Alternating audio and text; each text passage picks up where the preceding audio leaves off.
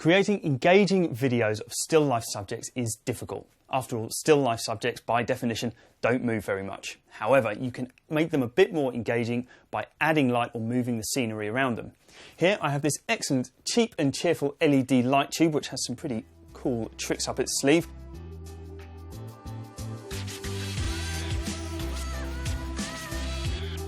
You can select different colours from it, which you can vary to suit your subject.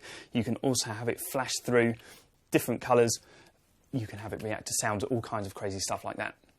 The thing to watch when it comes to creating videos like this is to make sure that your phone is not going to hunt for focus the entire time. Particularly in low light environments like this, phones find it tricky to really figure out exactly what their subject is, and you'll get it focusing in and out the whole time, which is very distracting mid-take. You can see that most clearly if we put something in front of the lens.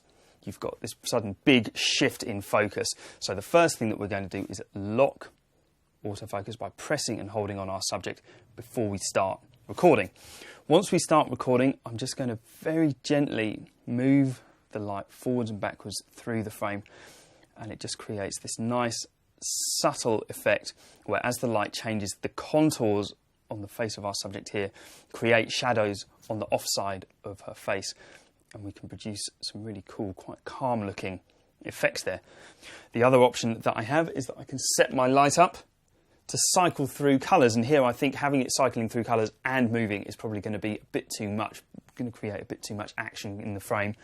So if we just park our light here, maybe we create some interesting shadows. We've got this kind of split lighting on our subject as well, where just one side of her face is reacting to the light and the other side stays just lit by the ambient light that we're in. And there we go. We produce a really interesting looking effect of a still life subject. I'm going to shoot a few options of those and we'll see which one I like best.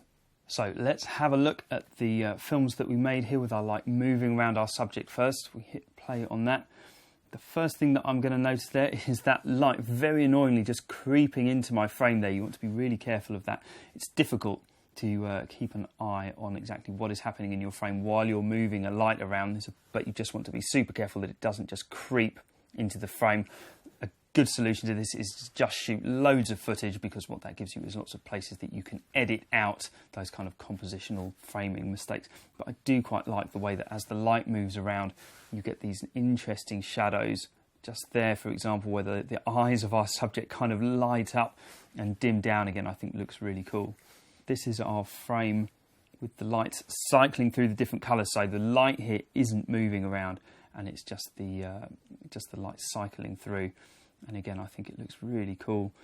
Distance is really important here, particularly when you can't change how bright your light is. You need to remember that the closer that you have it to your subject, the harsher all of the shadows on the offside of her face are going to be. But also, she's going to brighten up over here, and you want to be careful that she doesn't end up kind of overexposed. Other things that I'm noticing here, for example, are that the carpet that our subject is on, as well as this white wall in the background, are reflecting absolutely loads of light. So it would be interesting to try this again with different backgrounds, perhaps like a black cloth or something like that, to try and vary just how striking you can get this image to